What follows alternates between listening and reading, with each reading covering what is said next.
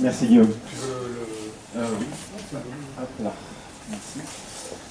Donc on va essayer de resituer maintenant tout ce débat dans le contexte de Kingsway, de voir un peu comment on a adressé tout ça.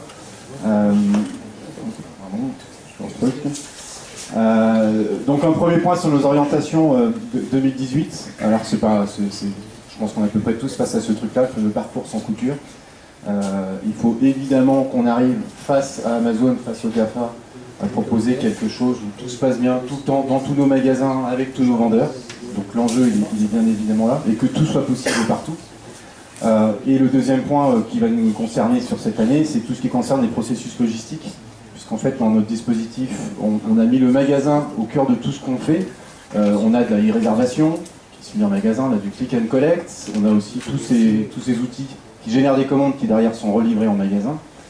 Derrière tout ça, je vous apprends rien, c'est des coûts logistiques, ça coûte beaucoup d'argent, et à un moment donné, si on veut rentabiliser tout ça, il faut qu'on fasse évoluer aussi le modèle pour pouvoir avoir des choses qui soient à la fois rentables et faciles à traiter en magasin.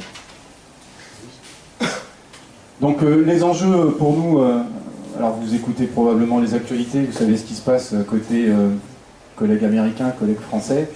On est sur un marché qui a été très fortement chahuté par Amazon. Les pure players aujourd'hui pèsent 25% de part de marché sur le marché du jouet. Je ne sais pas si vous avez des acteurs, enfin si vous avez des proportions telles sur vos marchés, en tout cas chez nous c'est très conséquent.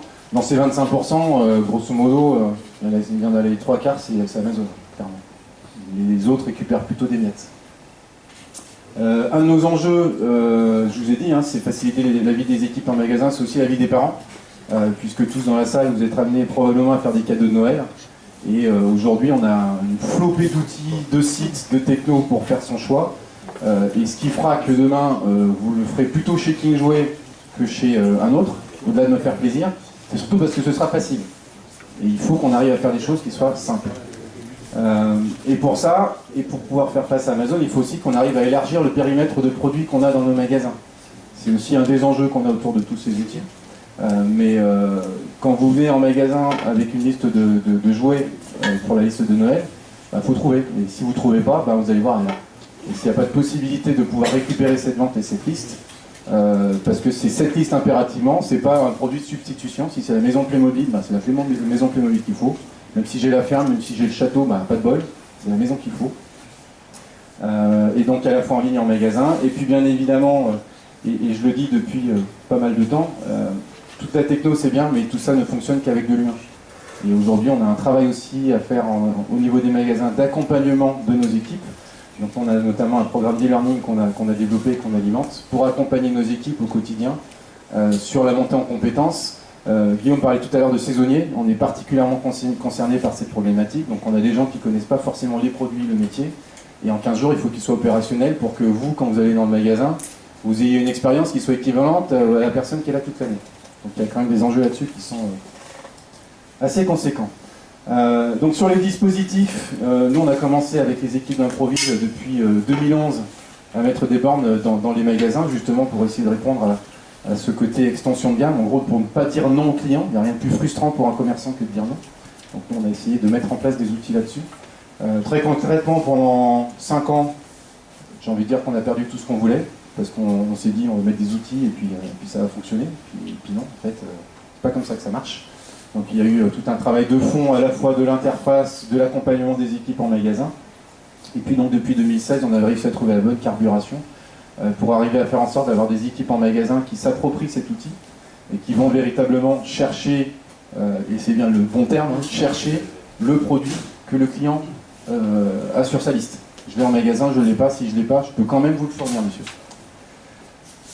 Donc une fois qu'on a développé ça, donc ce chiffre de 1 à 2% de chiffre d'affaires incrémental, c'est-à-dire que c'est quand on valide une commande sur ces outils-là qu'on arrive à retrouver le produit dans l'offre, on sait que c'est une vente qu'on n'aurait pas faite, parce que sinon on l'aurait vendu en magasin. Donc c'est clairement grâce à ces outils du chiffre d'affaires incrémental qu'on était cherché. Alors je ne donnerai pas le chiffre précis, mais c'est surtout dans cette fourchette-là. Et ramener à quelques millions d'euros, ça fait quand même tout de suite du business conséquent. On a embarqué également depuis l'année dernière des fournisseurs. Alors on vous a sorti ici quelques PLV. En fait, on a été voir Lego et on lui a dit on a ces outils-là qui fonctionnent. Nous, on te propose d'en mettre un dans le rayon Lego avec une page d'accueil Lego, avec des écrans de veille Lego, avec une offre organisée que pour toi, et qui va te permettre de mieux présenter des gammes dans le rayon. Donc ça, clairement, ça a été un vrai carton. Et aujourd'hui, on a de plus en plus de fournisseurs qui viennent nous rejoindre dans ce programme. De vous à moi, ça nous permet aussi de mettre plus de bornes dans nos magasins à moindre coût. Donc c'est gagnant-gagnant également sur cette partie-là. Et puis dans la foulée de ce test sur les bornes privatives, on a également lancé des smartphones vendeurs. Donc là, qui ont une vocation un peu différente, c'est plus de la mobilité. C'est-à-dire que le constat qu'on faisait, c'est que la borne, ça marchait tellement bien qu'en fin d'année, il y a la queue pour pouvoir passer commande sur la borne. Et on s'est dit, non, ça va pas. Et même en mettant des bornes un peu partout dans le magasin, ça ne résolvait pas complètement le sujet. Donc on a demandé à nos partenaires d'Improvit de nous accompagner sur le sujet. Donc on vous montrera tout à l'heure l'application qui a été développée. Et puis surtout ce qu'on en fait au quotidien dans nos équipes en magasin, puisqu'on va en faire demain et après-demain. On a également embarqué une petite application. Alors pour les retailers, je vous la recommande, une application qui s'appelle Ubique. C'est un truc tout bête. On lance des missions en magasin en leur disant mission du jour, allez prendre en photo votre rayon Lego une fois qu'il a été remodelé selon le plan qu'on vous a envoyé. Donc une fois que le remodeling est fait, le vendeur prend la photo de son rayon. Au travers de l'application, on l'envoie à son directeur régional. Le directeur régional check si c'est conforme ou pas conforme. Si c'est conforme, c'est validé, on passe à autre chose. Si c'est pas conforme, il peut écrire sur la photo, entourer les choses ou rajouter du texte. Il renvoie la mission au magasin pour faire les corrections nécessaires. Voilà. Je referme la parenthèse. En tout cas, moi, c'est une application qu'on trouve géniale chez Kingsway, dont on use et on abuse. Et en tant que, si vous êtes retailer, vraiment, je vous recommande d'y jeter un coup d'œil. Voilà sur cette partie dispositif. Alors, une fois qu'on s'est dit tout ça, il faut que ça marche. Et pour que ça marche, derrière, il y a des enjeux humains, il y a des enjeux techniques, etc. Sur la partie informatique, il a fallu agréger un certain nombre d'informations pour que sur cette fiche produit, on puisse avoir toutes les infos, de façon à ce que le vendeur n'ait pas allé interroger un coup le système caisse, un coup le RP, un coup le back-office, etc. Et puis tout ça, il faut que ce soit facile, il faut que ce soit fluide pour les équipes en magasin. Il y a aussi une notion d'ergonomie. Donc pour pouvoir faire fonctionner tout ça, on a également déployé du Wi-Fi dans tous les magasins concernés. Puisque le smartphone, dans une activité magasin, vous savez que des fois il y a des coins ça capte, des coins ça capte pas, il y a des bouts de tôle, il y a des interférences avec le magasin d'à côté. Donc entre avoir du Wi-Fi chez soi avec Freevox ou Bouygues par exemple, et mettre ça en place dans un magasin, c'est pas du tout les mêmes enjeux, c'est pas le même boulot, c'est pas les mêmes investissements. Donc il y a déjà eu un premier challenge sur cette partie-là. Et une fois que tout ça fonctionne, comme je l'ai dit tout à l'heure, c'est la conduite du changement. Qu'est-ce qui fait que avant je vendais sans rien entre guillemets, et demain on met ces outils-là, on met un smartphone, comment je m'en sors moi en tant que vendeur? Vous êtes bien gentil, mais expliquez-moi comment ça marche, qu'est-ce que je dois faire, comment je dois l'utiliser, et comment je peux être meilleur vendeur grâce à ça, et pas me balancer ça dans les pattes comme ça du jour au lendemain. Donc je vous l'ai dit, on a du e-learning, et puis c'est aussi pas mal de points de management, puisque le directeur de magasin, tous les jours, lors de son brief, anime les équipes magasins sur ces sujets-là. Donc c'est maintenant devenu un KPI comme les autres. Il y a la démarque, il y a l'indice de vente, etc., le passage caisse, lui va faire, marge, et le nombre de commandes bornes validées sur la journée ou sur la semaine. On l'a carrément inscrit dans les KPI. Alors ça peut paraître anodin, mais c'est aussi un moyen pour nous de mesurer les équipes qui sont tournées clients ou pas.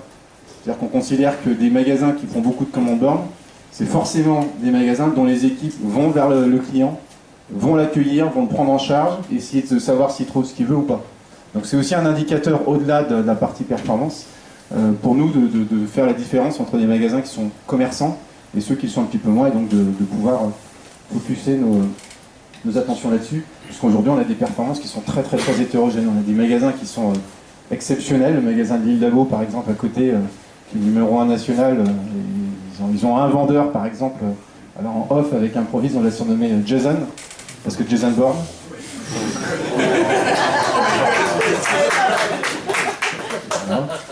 Et ce type, il a réussi à s'approprier ces outils, mais c'est assez spectaculaire. Et il fait ça avec une aisance, avec une fluidité. Le client il comprend rien, il voit rien, et boum, il a fait sa commande, etc. Et il a fait à lui tout seul ce que n'ont pas fait certains magasins en 3 mois sur la fin d'année. Donc on voit bien qu'au travers des outils qui sont les mêmes pour tout le monde, c'est la capacité du vendeur, de l'humain, de l'animation qui fait réellement la différence. Donc voilà, au niveau des